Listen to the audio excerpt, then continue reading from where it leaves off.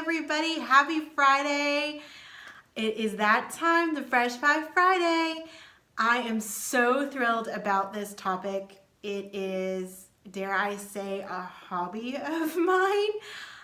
I am, like I said, a type A person. So this topic is actually divided into two pieces. One being the easy piece and two being a piece that takes more time and is a long-term investment. So the topic is how to be organized and have your house company ready every single day. I want to be that mom that children love to come over to this house because it's clean, there's fun things to do. AG's mom is super cool. I want to have an inviting space for my family, for my friends, for my daughter's friends. It needs to be the hot spot, basically. So to do that, you have to have an organized and clean home. And it all starts with easy, simple things to do. Tip number one, avoid collecting loose paper.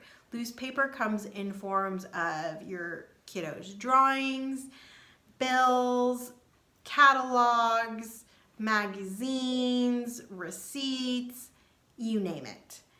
Let's be smart about it. Let's be a little bit earth friendly and invest in using the technology that we have to get digital copies, have emails, have receipts emailed to us, bills emailed to us, monthly statements from our bank emailed to us, downloading digital cookbooks instead of buying the hardback book so that you save space. You avoid having, if you really take a look at it, little piles. I find that people have piles for these are my bills, these are my catalogs. Just get rid of it all. Save a tree, use technology, just squash it. Avoid loose paper. Tip number two, if something comes in a set or a pair and you're missing it, if you can't find it in maybe a month tops, it's time to consider throwing it away. Like, I do not hesitate. If I cannot find my husband's sock pair in 2 weeks, that sock, gone. Same thing with my daughter's things. If I can't find like these little collectible toys that come in pairs, if I can't find the other one, toss. She'll never know. There is no need to keep something because you think you're gonna find it eventually. If you haven't found it in a month, toss it. Tip number three. This is super easy, but yet seems to be something you need to ingrain in everybody in this house, in my household specifically, is what you take out, you put back in. So if you grab the jar of cookies from the pantry, put the jar of cookies back in the pantry. If you take out some paper towels to clean up a mess, put the paper towels back. What you take out, you put back. Simple as that. You will avoid so much having to pick up after people if everybody just follows that rule. Tip number four, I love a good deal, but don't overstock. I know it's very tempting, especially being a new mom, and when those diapers and wipes and formula go on sale, like 50% off sale, 75% off sale, you get a free gift card kind of sale. Yes, buy some to have inventory, but do not overstock it to where your cabinets and your storage space and common areas are just being bombarded with this stuff. It's not worth the clutter, trust me. And tip number five, identify what your non-negotiables are in terms of a clean household. For me specifically, it comes down to laundry, dishes, pillows on the couch, a bed made, and countertops. I feel if laundry, dishes are done every day, it satisfies my OCD. If beds and pillows on couches are put where they're supposed to be, it's eye pleasing. It's not an eyesore. I won't constantly try to nitpick it, like think about it like, oh, it needs to be moved 1 inch over or things like that. If you get it done and you feel better, you're satisfied. You're satisfied. So identify those non-negotiables and attack them daily. So let's go on to the harder section on how to get organized and keep your house ready for company. So tip number 1, I suggest developing a system or systems to combat clutter. For me, I create a daily chore list for everybody in our family. My husband has his daily things that he needs to do. My daughter, her list will grow eventually, but she has things that she's responsible for, so that everybody understands that a house that is clean is not just done by one person, but it's done by the whole. It's done as a team.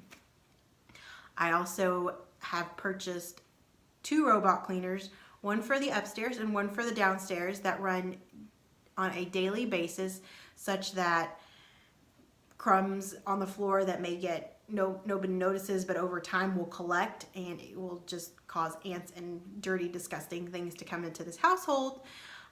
Just run it every day. It took a while to build up to buy 2 of them, but we have 2 of them, and it is an investment, like I said, and it's our system to keep the floors clean. I've also placed trash bags everywhere there is a trash can. So I put trash bags underneath the trash cans.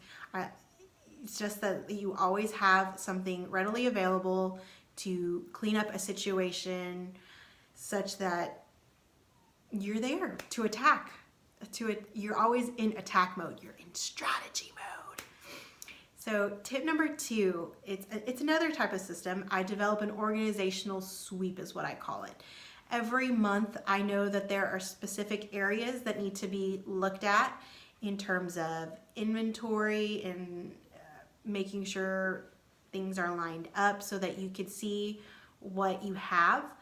You can also move things that aren't necessarily needed day to day, but more every month or so type of thing.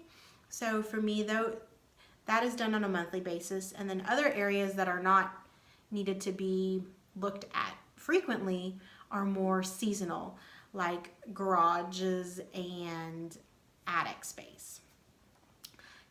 Tip number 3, invest in going with a company that can design a organizational space for you, or look at a space that needs organization, such as Closet by Design.